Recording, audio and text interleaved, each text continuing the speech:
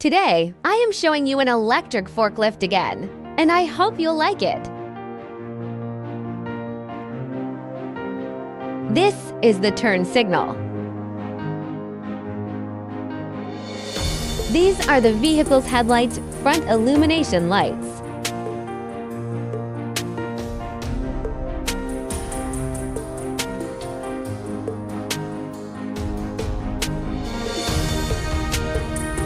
The basic functions of a forklift are as follows. It typically uses a battery as the power source to drive the motor, and hydraulic system motor, enabling it to perform material handling tasks such as movement and loading operations.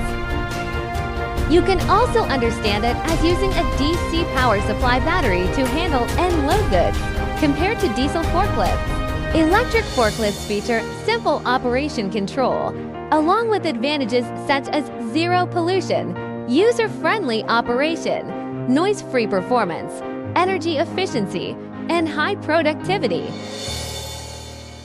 So, what do you think of this forklift? Feel free to leave your comments below.